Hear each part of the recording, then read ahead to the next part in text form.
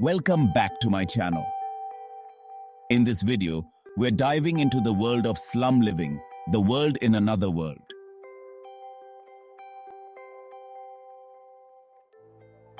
Slums are often the overlooked corners of the world where millions call home.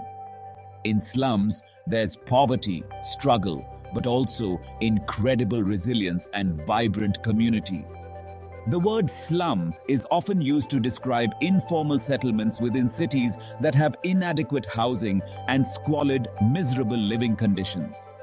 They are often overcrowded, with many people crammed into very small living spaces.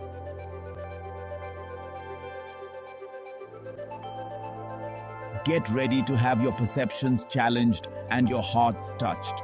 These are top 10 largest and biggest slums in the world that are not great for human inhabitant.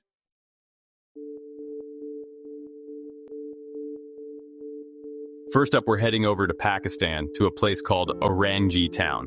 Located in the northwest outskirts of Karachi, is the world's largest slum. Orangi Town in Karachi was established in 1965, initially as a federal town. Over the years, it has continued to attract people, especially from rural villages.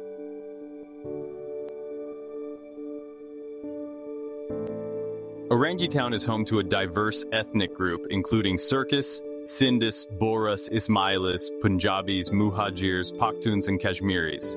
But Orangi Town takes it to a whole new level.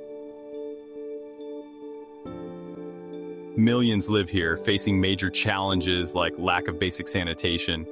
Among the quantities, Orangi Town is recognized to be the greatest slum on the planet in terms of populace density, with over 2.5 million of people. Despite no proper facilities being available, the community itself has laid sewerage systems which prove how much they depend on themselves. A significant issue in Orangi is the lack of sanitation, but after waiting for government intervention, most locals have built their own toilets, and currently, an estimated 96% of households have sanitation facilities.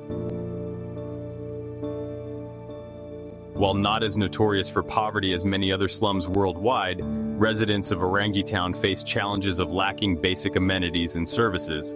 Water scarcity is one of the most severe issues in Orangi. Mumbai, the dream city, houses India's largest slum area known as Dharavi.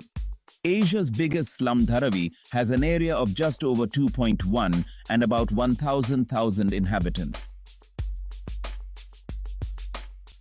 Since Dharavi is located between the two main suburban railway lines in Mumbai, most people find it convenient to live for work here. It offers a cheap alternative since rent is low. Dharavi also made it to the Asian list of 10 Travelers 2023 Choice Experiences.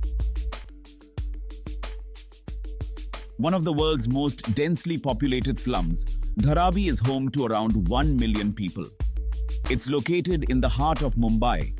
Unlike most slums, which are on the outskirts of large cities, it houses businesses and production lines. Approximately 1 of 6 Indian city residents live in an urban slums in India with unfit for human living, unsanitary conditions. Some of the world's largest slums exist in India, like Dharavi slum of Mumbai.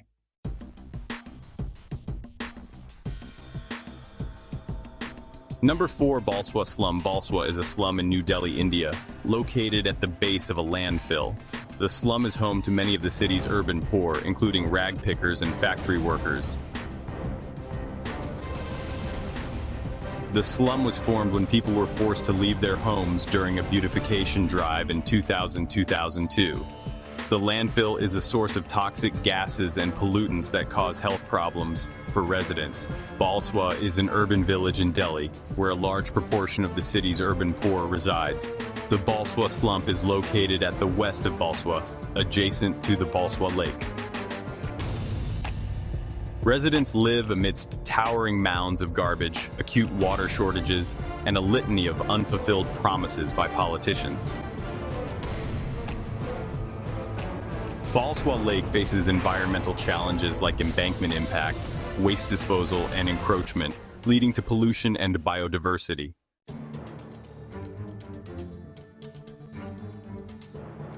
Number 5. Kibera, Nairobi, Kenya. There are approximately 2.5 million slum dwellers in about 200 settlements in Nairobi, representing 60% of the Nairobi population and occupying just 6% of the land. Kibera houses about 550,000 of these people. Kibera is the biggest slum in Africa and one of the biggest in the world. The average size of shack in this area is 12 feet by 12 feet, built with mud walls, a corrugated tin roof with a dirt or concrete floor. These shacks often house up to 8 or more, with many sleeping on the floor. Kibera is about 5 kilometers from the center of Nairobi and has been called Africa's largest slum. Nearly half the population is without work. There is no garbage collection and there is limited access to clean water. Now, Kibera is what you might call a stark example of urban poverty. It's a place where basic services like sanitation and clean water are virtually non-existent. In most of Kibera, there are no toilet facilities. One latrine, hole in the ground, is shared by up to 50 shacks. Once full, young boys are employed to empty the latrine and they take the contents to the river. Cheap drugs and glue sniffing are an increasing problem. Initially taken to alleviate boredom, but then people find themselves hooked. A big challenge to the charities. Most families can't afford more than one meal a day, so malnutrition is rampant. Disease, lack of clean water, and lack of funds to afford education are also major problems.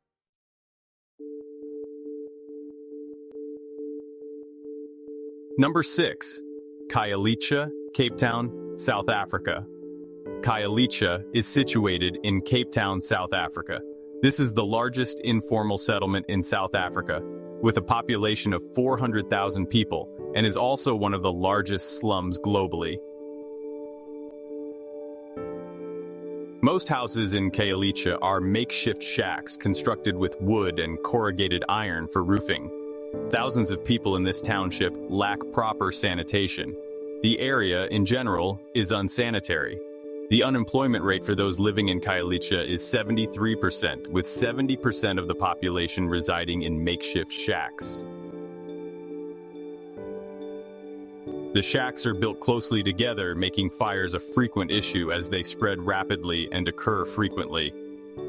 In Khayelitsha, there are no named streets. Instead, the vast area is divided into 26 districts, numbered with letters, each shack having a different number. Lack of clean water and food is another challenge.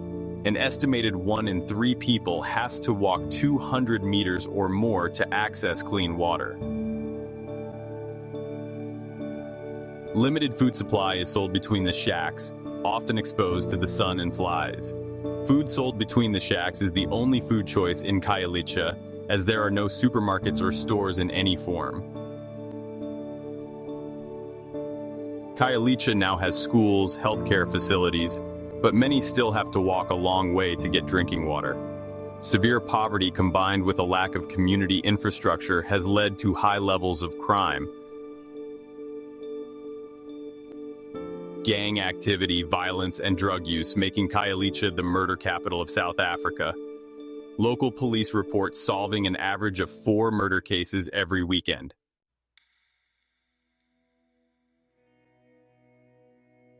Number 7 is Mathare, Nairobi, Kenya. Mathare is not just a slum in Nairobi, it is considered a collection of slums in Nairobi, the oldest dating back to the 1920s. The oldest slum in this collection is called Mathare Valley and has a population of around 120,000 people. This slum is a cluster of makeshift wooden structures constructed without any centralized planning. The structures are grouped together without any spacing, drainage, or sewage systems. Some structures are literally standing on a pile of garbage. The unemployment rate in Mathare is estimated at around 80%. Even those employed have very insecure job prospects. Informal settlements consist of one-room shanties made of mud, tin or wood, constructed rudimentarily with no electricity and no sewage system. Access to water is often from a communal tap, typically serving 100 households. The average population per shanty is 8 people. Mathare lacks essential modern life necessities such as electricity, roads, clean water, and sanitation. Furthermore, this area is in dire need of security as it is almost lawless. A gang war is ongoing, triggered by some gangs heavily taxing local alcohol producers. Now, I know what you're thinking.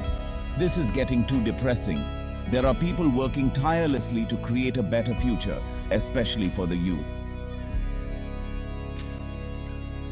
Efforts are being made to redirect the energy of these restless youths into some constructive activity, such as sports.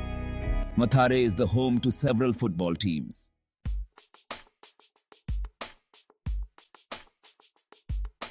Number 8 is Rocinha, Rio de Janeiro. Brazil. Rocinha, located in Rio de Janeiro, is considered one of the largest, most densely populated and urbanized slums in Rio de Janeiro.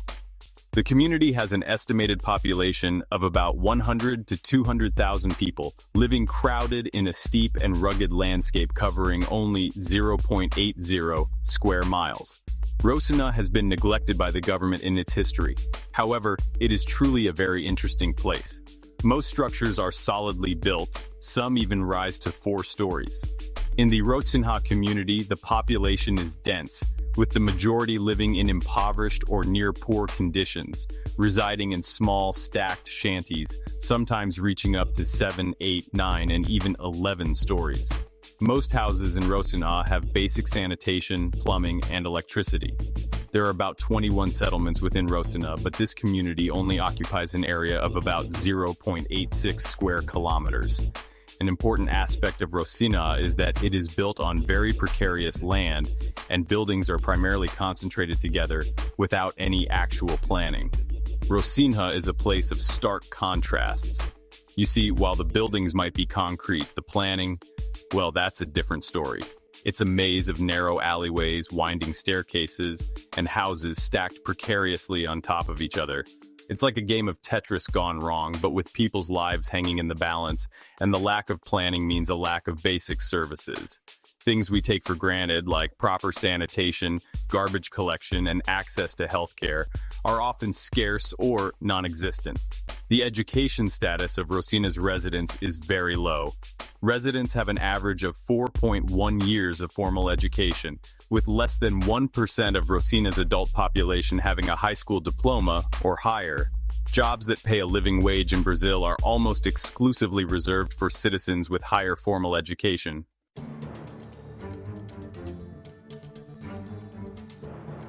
Number 9 is Makoko in Lagos, Nigeria. Makoko is a slum that's basically a giant floating village. But a whole community chilling on stilts over water? That's next level resourcefulness. But a whole community chilling on stilts over water? That's next level resourcefulness. They've got canals instead of streets, boats instead of cars. It's like Venice, but with way less gelato and way more, survival mode. And speaking of survival mode, life in Makoko is tough. We're talking limited access to clean water, sanitation systems that would make a plumber cry, and healthcare. Let's just say prayer is the most common treatment plan. But hey, on the plus side, you're practically guaranteed waterfront property. Just maybe don't ask what's in the water.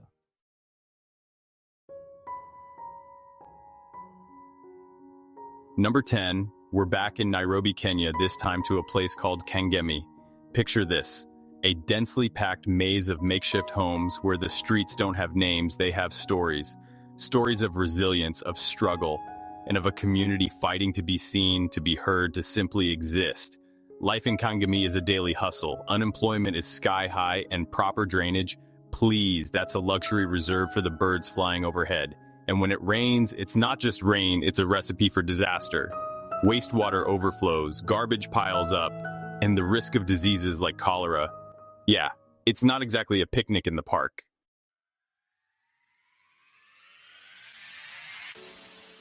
Well, folks, that wraps up our journey through some of the world's largest slums.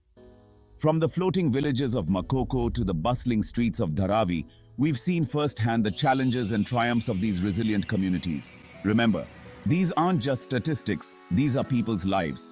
They're mothers, fathers, dreamers, fighters, all trying to make the best of what they've got. If this video opened your eyes even just a little bit, then we've done our job. Don't forget to like, share, and subscribe for more eye-opening content. And let us know in the comments which slum story resonated with you the most.